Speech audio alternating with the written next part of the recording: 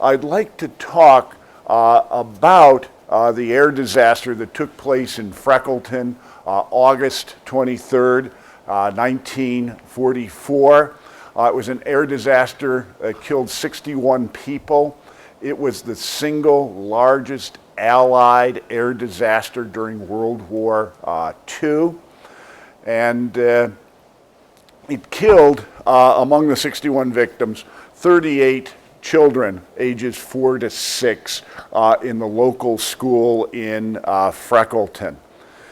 Well, let's start with the airfield.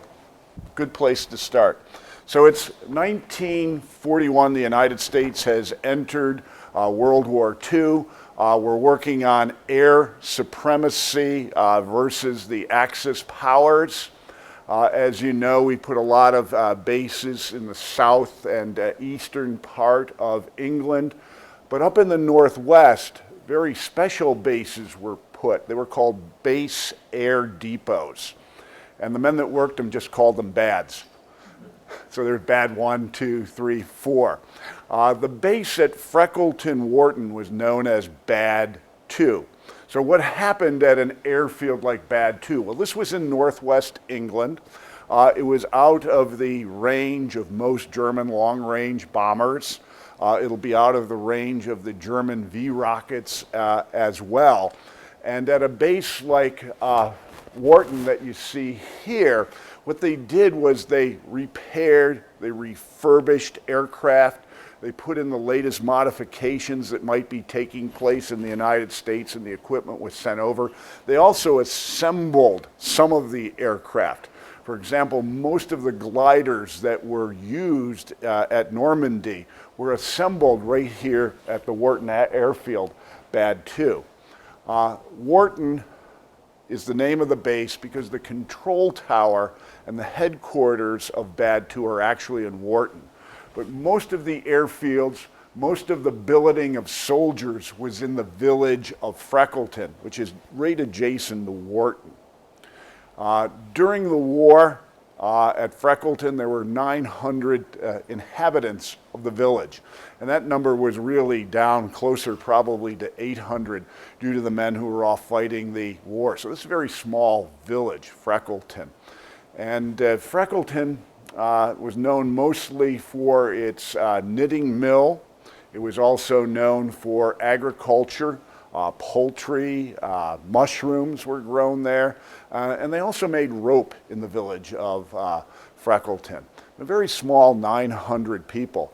This air base had 10,000 Americans.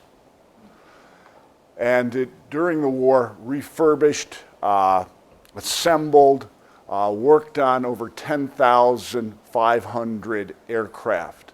So if we could zoom in a little bit, what we'd see on those, some of those runways and tarmacs, at any one time, there are 200 to 500 aircraft at BAD 2, either parked in the hangars, the tarmac, or even on some of the unused runways, being ready to be repaired. So this is a major U.S. facility in this little town. Now, let's take you to August 23rd, 1944. It is a typical English morning in the village of Freckleton. The forecast was for some sun with clouds, with rain showers later in the morning. That could be any day in England, especially in the northwest of England. So it was a typical day. On that day, several B-24s were to be test flown. The B-24s had been brought to Wharton, had been taken out of bombing runs on coastal France by General Doolittle. And they had been brought to Base Air Depot 2 to be modified for providing air support for our troops advancing on Paris and through France. So they were going to go from very high-level bombing to a little lower-level bombing, something they weren't actually built for. So they had to be refurbished and modified here at BAD 2. One of those aircraft is the Classy Chassis 2. And it looks a lot like this airplane here. It's a B-24H model. The H model had a little more bomb capacity, but it was nose heavy, making it a little harder to steer. And this was the actual crew that flew the aircraft against the Germans manning coastal defenses in France. As you can see, it has the very typical World War II nose art. If you look closely, this is a brunette in a bit of a stage of undress. She is actually a reprint of an Alberto Vargas pinup girl, the Peruvian artist, and was painted onto the Classy Chassis 2 by a female nose artist for about $20. There was, by the way, an original Classy Chassis 2, and she is a redhead in a black swimsuit. So when the guys who had this plane painted, they quickly put the 2 on there to make it Classy Chassis 2. Captain Morgan, who flew the Memphis Belle, said when the Germans attacked our B-17s and B-24s, they must have thought they were flying right into the middle of a lingerie catalog. So this was very typical nose art. For our naval student, this was banned by the Pentagon in 1991. You can still have nose art, but not of females. And so mostly you have cartoon characters today. So this is the plane that's being refurbished. It actually was reskinned at Base Air Depot 2 and being modified to fly a little lower altitude when it's on its bombing runs. It's scheduled to go up on August 23rd at 8:30 in the morning. The pilot taking it up will be John Blomendale. You see him there, not obviously in a B-24, that's a P-51.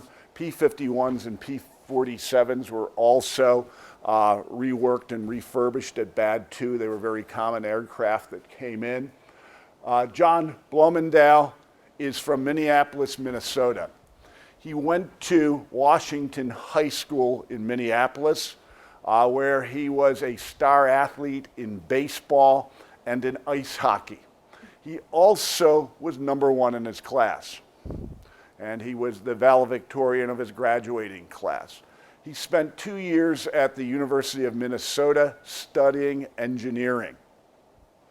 And he dropped out as he entered his 3rd year because this was the Great Depression, and his father had lost his job. His mother, who was a nurse, saw her hours cut, and so he came home and took a job in Montgomery Wards, selling cameras to help the family survive. When World War II came, he wanted to decide his own fate, so he joined the Army Air Force and decided that he wanted to be a pilot. I had talked to his brother Ernie in 2008, and his brother Ernie said that John had no real desire as a kid to be in the air, but as soon as he decided that he wanted to be in the Air Force, he wanted to be a pilot. He was 6'1", 163 pounds, and extremely strong. So he was just the kind of guy you wanted to fly this muscle aircraft that was very hard to steer and nose heavy. On August 23rd, he was also officer of the day. So he had all those daily chores to take care of. So it's 8:30 in the morning. He's down at the test flight shack. He has his parachute on. His 2 crew members, Jimmy Parr and Gordon Kinney, who are going up with him in the Classy Chassis 2, have their parachutes on when a call comes down to the test shack that Blomendale is needed somewhere else on the base. And so he has to scrub the test flight of this aircraft. And I always like to think how fragile life is.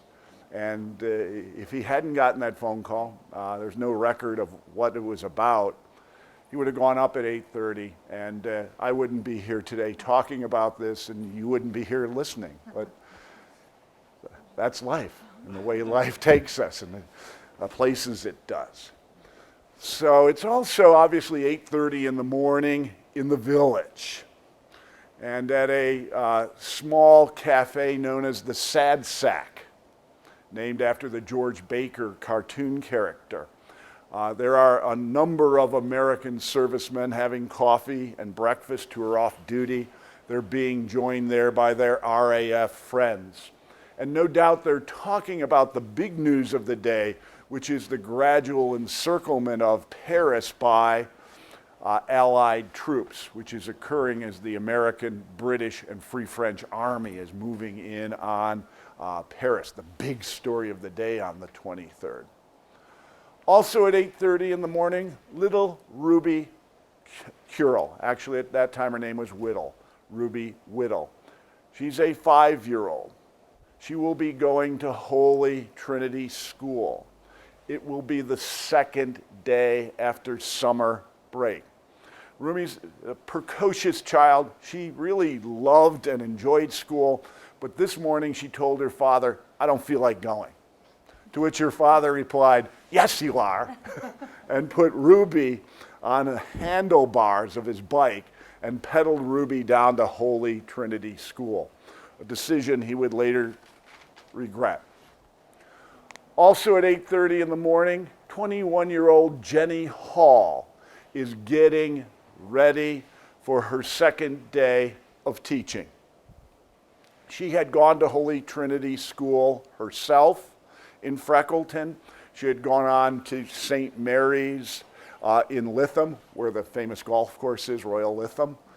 She had gone to school there and then on to university. And now she was preparing her final lessons for that second day of school before she was to arrive at Holy Trinity. So that's kind of what's going on in the village at 8:30 in the morning. It's now 10:30 in the morning, and that light drizzle has come in. And those of you who've been to England know light drizzle doesn't stop anything.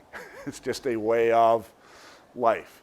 If it isn't raining, it's going to rain. If it is raining, it's going to rain a little more and eventually stop. So, this doesn't stop anything on the base. Blomendal is done with his duties up at headquarters, comes back down to the test shack.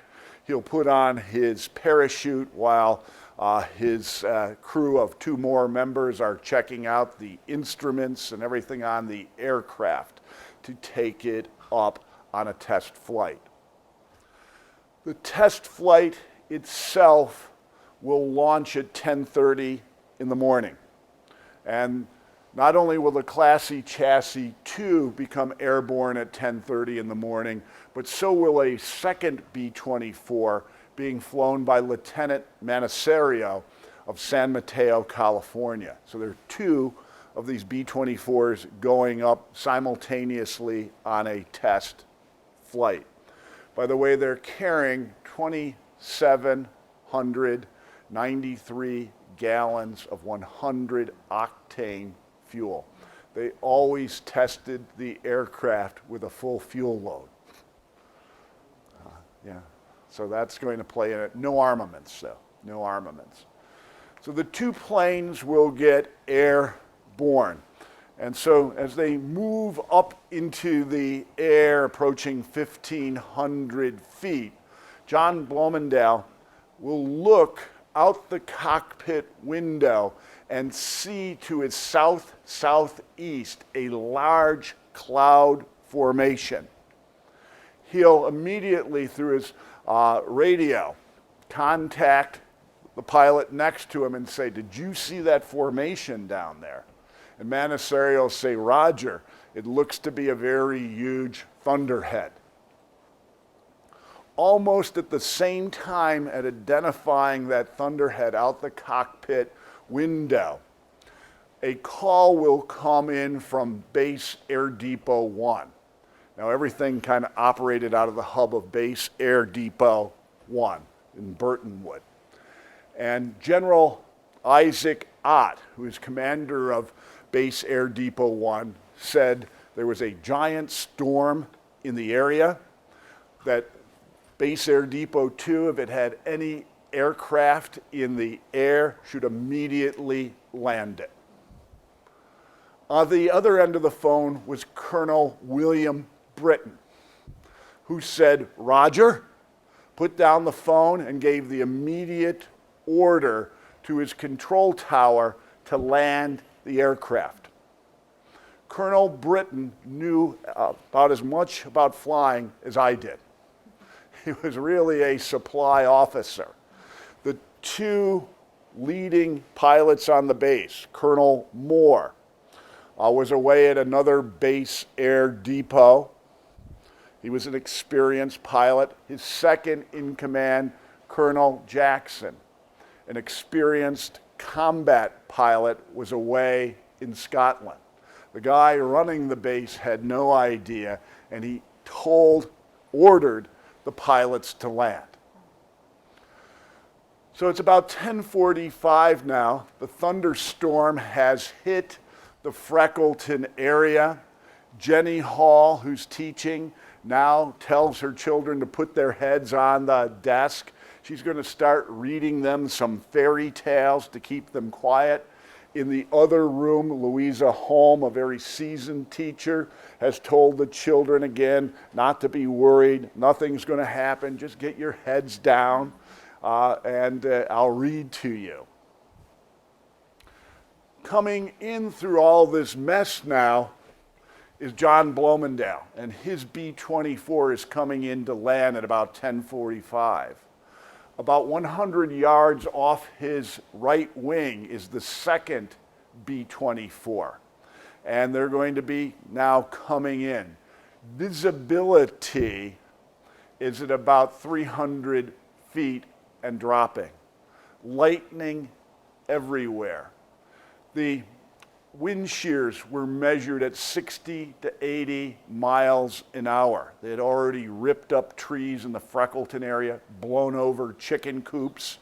They had caused a water spout in the River Ribble, which is adjacent to Freckleton. And as they're coming in, the second B-24, commanded by Peter Manasario, radios Blomendale, "I'm not going to land. I'm going to bank right, and I'm going to head northward to Scotland." Blomendale's last words were, "Roger." And he tries to pull up his landing gear, begins to raise the nose of his plane and accelerate to get altitude, and begins banking like this to head northward when he's hit by a wind shear. Downdraft. His plane, and I would tumble this, but my propellers come off. His plane then began to tumble downward. It'll clip several trees. It will then clip several buildings. Fortunately, no one was home. And then it'll smash into that Sad Sack Cafe that we talked about. In the Sad Sack Cafe were 20 people. The widows who owned it and their daughter who was home from school that day helping them work it. There were 7 U.S. airmen, several RAF airmen, and some villagers. Of the 20 people in the Sad Sack Cafe that morning, only 2 will survive. And let me take you to the Sad Sack Cafe. That's all that's left, just a burning rubble. And you can see the Americans there sifting through, trying to find bodies. The British National Fire Service with the Americans trying to find any survivors. Only 2 survived. They were both RAF flyers. One of them, Ray Brooke, will have 5 years and 50 surgeries to recover. Bill Bone, about 5 years and less than 25 surgeries. We can say less than 25 surgeries to recover. They're the only 2 who made it out of that Holocaust. The plane's engines and then fuel will shoot right across the street from the Sad Sack Cafe, and it will hit Holy Trinity School. And as you can see, one wing is completely decimated there. That's where the 4- and 6-year-olds were, 2 rooms. Completely decimated by the ensuing firestorm that comes from the aircraft. Of the 43 people in those 2 rooms, 2 teachers and 41 students, there will be only 3 survivors. 3 children will manage to survive. David Madden, George Carey, and little Ruby Whittle. They'll manage to survive. The fire itself, the beginning of it in one of the rooms was witnessed by a 13-year-old, Jackie Nickel. And Jackie Nickel was in this part of the school, which fortunately didn't catch fire, and the American Airmen did a great job putting out the fire very quickly. The base is actually behind a brick wall here, and as soon as the plane hit, Americans were over with all kinds of firefighting equipment and into the area to do what they could. But 13-year-old Jackie Nickel was sent by Headmaster Billington to close the windows because of the storm. And at about 10:47, he gets to the doorway of Jenny Hall's classroom when he sees the fire shoot up the walls and then engulf the ceiling. He saw Jenny Hall explode into flames, and he ran out the door, ran into the schoolyard, and then was lifted across the 8-foot fence to safety by U.S. airmen who had come across to throw the kids over the fence that had made it into the schoolyard. In 2012, I got to have a very long discussion with Jackie Nickel. He's 81 years old. Well, he's 83 now. He was 81 then. And he said to me, he said, "Jim, I feel so terrible. I could do nothing for those kids." He said, "I ran. I should have stayed there and helped them." I said, "Jackie, who could expect anybody to do anything? It was just a Holocaust there."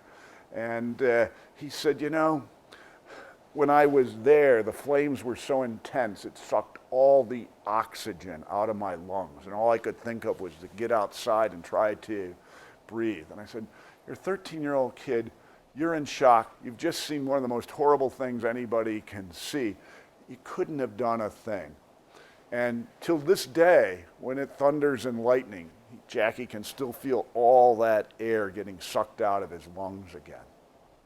And here was a guy who went on to be a Royal Marine, fought at Chosin Reservoir in the Korean War, and he said to me, "This is the most horrible thing I've ever seen in my life." But he is one of the only witnesses we have to what went on in those 2 classrooms. Ruby Whittle. Somehow, she had the presence of mind to get underneath her desk, crawled underneath there, and stayed there while everything was coming down. The headmaster made it into the room, followed by a American military policeman by the name of Eddie Stinger. They were able to subdue the flames around Ruby, and they were able to get her out. She was burned over 60% of her body, and it'll take many years, many operations for her to recover.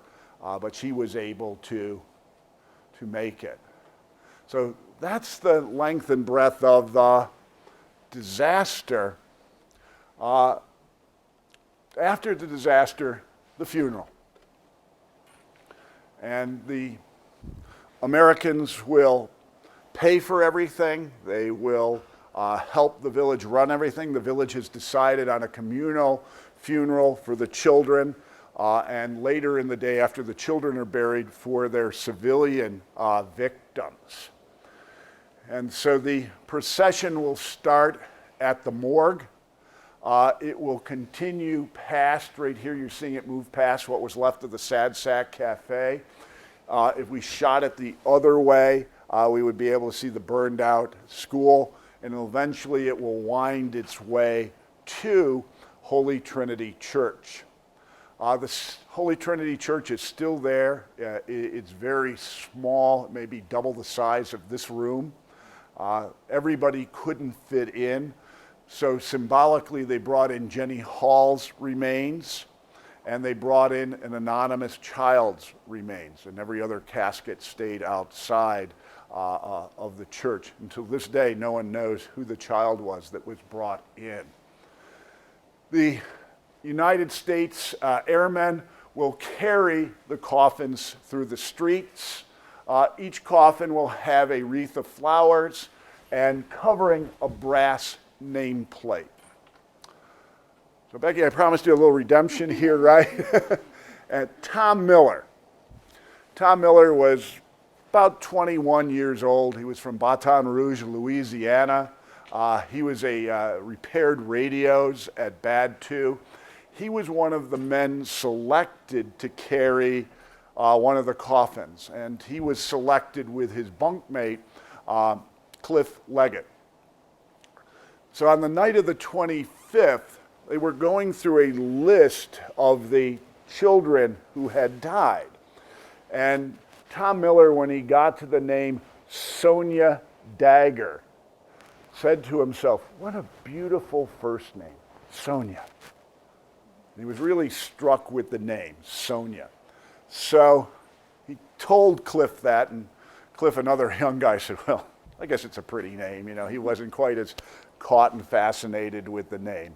Well, the next day, the men carried their coffins, two to a coffin. They had no idea what coffin they were carrying. And finally, when they got to the communal grave, which is in Holy Trinity Cemetery, and it's a cross, it was dug as a cross, they were laying the children into the grave, and when they took the flowers off the casket Miller was carrying was Sonia Dagger. Then and there, he decided, I'm ever going to have a child who's a female. She's going to be called Sonia. Well, Miller left the military in 1950. He met Bernadine Swindler, and he's had some fun with her last name in our communications. We met Bernadine Swindler, and he said, the one caveat when I proposed to her was, if we have a daughter, her name has to be Sonia. And in May of 1953, their first daughter was born and named Sonia Miller. The story goes on just a little bit more.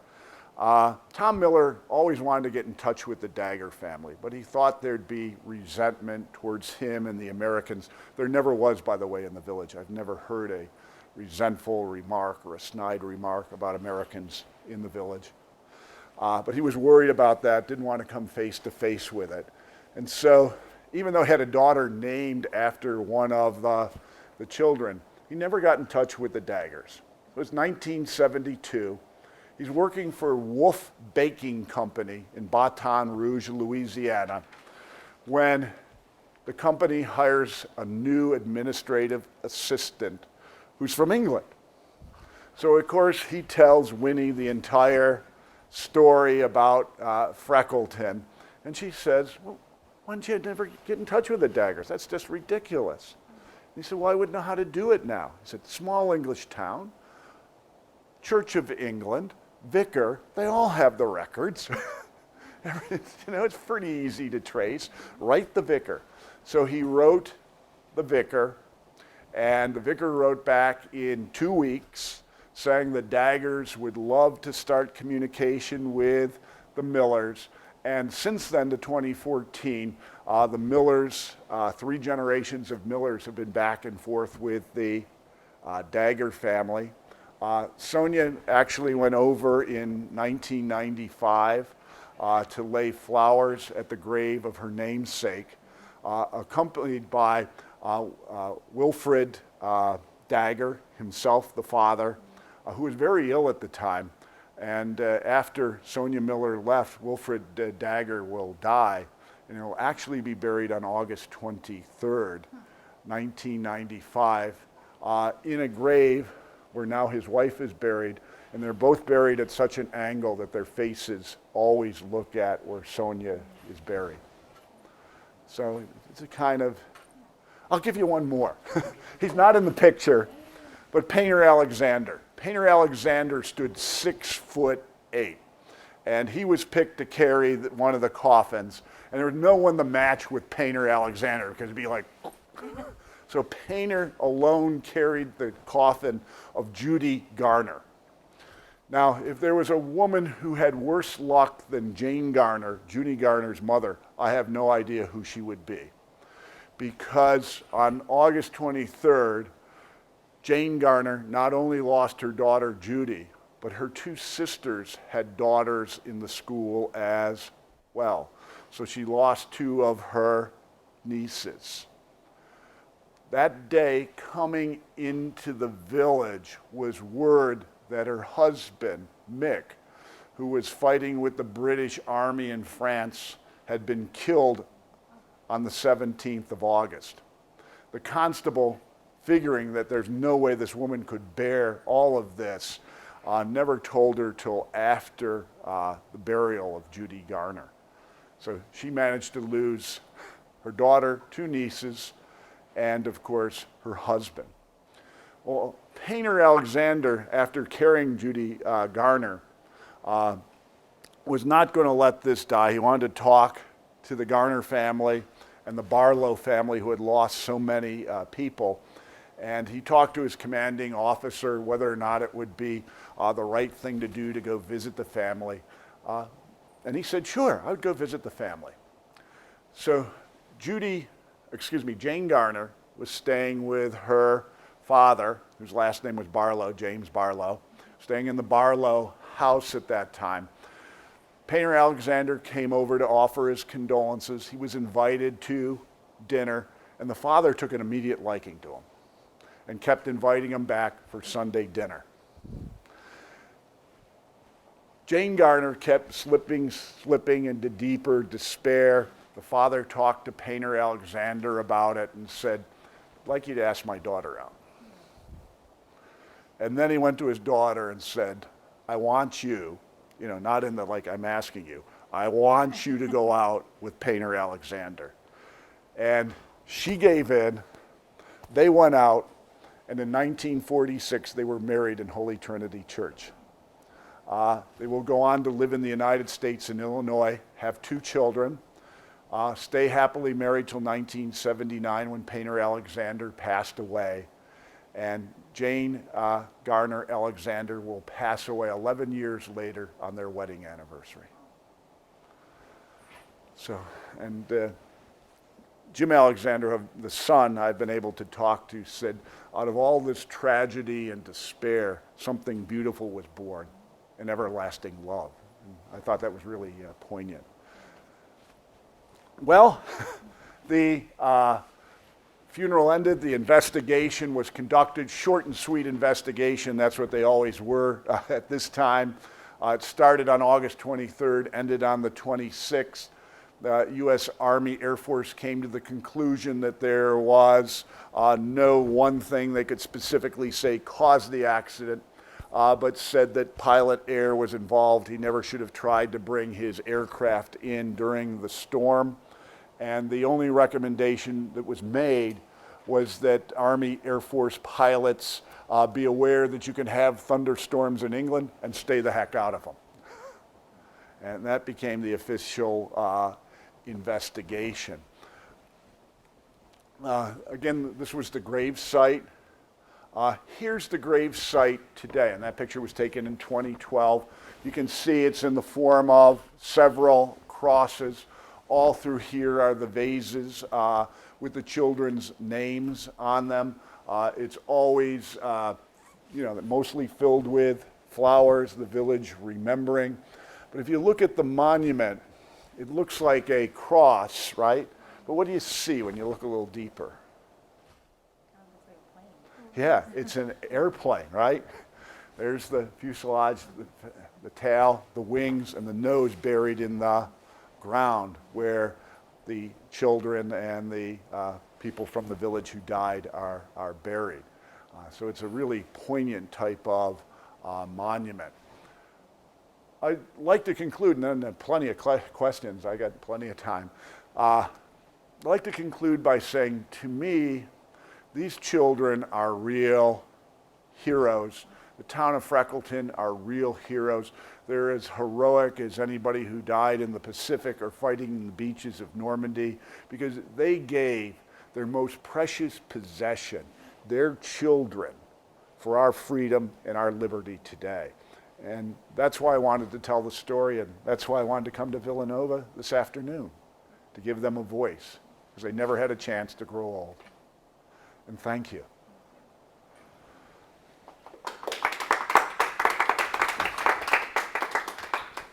By the way, that's Jackie Nickel. And this is Ruby Curel today, Ruby Whittle Curel today. And she never wore short sleeves. There's still burn marks all over her arms from the operations and such.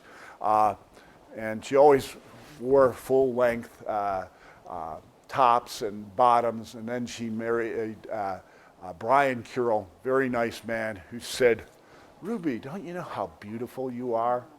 And that beauty is really your personality and who you are. Why do you keep this covered up?" And since then, she has, worn things. I mean, she literally sat there and showed me the places she was burned. She pulled up her things. I could see the scars on her legs as well. And she's been a voice of the children, really, since she got out of the hospital. Does she still live near Freckleton? She lives in Freckleton. Yes, she left Freckleton at the age of 16. She went through about 2 or 3 years in hospitals. She came back to Freckleton. Of course, she had no classmates. Always special arrangements had to be made. And she said that mothers would come up to her and they would just stare at her and start crying. Some of the mothers would snip her hair for lockets. And at 16, she just wanted to leave the village, to leave this all behind. And she spent about 40 some years out of the village. And then her husband, Brian, got cancer. And he said, "Ruby, if I am to die, you'll be here miles and miles away from home and your family and everybody that loves you. We're going to move back to the village." And they moved back about 15 years ago. She assimilated right into the village. She's become an icon there and a symbol of all the children there. And just last year, her husband Brian passed away. And you said there was 3 students who survived? Yes. Are they all? No. Dave Fadden, he moved to. Interestingly enough, in that school that day, there were 14 evacuees from the London area as part of Operation Rivulet. Yeah, and he was one of those children. He moved away. He'll write to you and talk to you about it, but he doesn't live in the village. George Carey is another survivor, and George Carey will not speak about it. He has never spoken about it, and he will not speak about it. He never comes to any of the commemoration or remembrance ceremonies, and he's still alive and will not speak. So she is the only one who lives in the village and will talk about what happened that day. Some of the other, my wife is up here, and then our English friends are here. But the other ladies you see were older children in the school that wasn't completely destroyed and were saved by American airmen thrown over the fence. Val Preston Whittle here, she was 7 years old. She ran out the door, she said, through the sweetest smelling rainwater I'd ever smelled, which of course was smelling the aircraft fuel, the aviation fuel. She got to the fence and they couldn't get over. By that time, airmen had jumped over and they were literally throwing the kids over the wall to airmen on the other side to get them to safety. Her brother, George, however, died in the infant school. He was 5. So you said the only official outcome of the investigation was that it was, couldn't be Sure. nailed down to one reason? Absolutely. And But did it bring about any changes in the aircraft, building of the aircraft? absolutely not. Absolutely not. I'll see if I can read you the report. Is the cause of this accident is unknown. It's the opinion of the Accident Investigation Committee that the crash resulted from pilot's error in judgment of the violence of the storm. The extent of the thunderhead was not great, and he should have flown in perfect safety to the north and east of the field. But he was under direct orders. So my conclusion was that normally at their base there'd be an experienced pilot that was running that type of show who would have ordered those guys, don't even come in, because they had no real idea how severe it was. And then the official recommendation is that all pilots who are gaining most of their flying experience in England subsequent to flying school be emphatically warned about entering thunderstorms or flying under thunderheads. The dangers of such practice are easily learned in the southern United States, where intense thunderstorms are frequent. But in the British Isles, a pilot is led to believe that thunderstorms are mere showers. Hence, the rare severe type is most apt to trap him. That was it, short and and sweet. Plane land okay? The other plane landed okay. Peter Manserio, who died about 30 years ago, flew to safety over Scotland. He continuously tried to stay in radio contact with the Class E Chassis 2, but couldn't.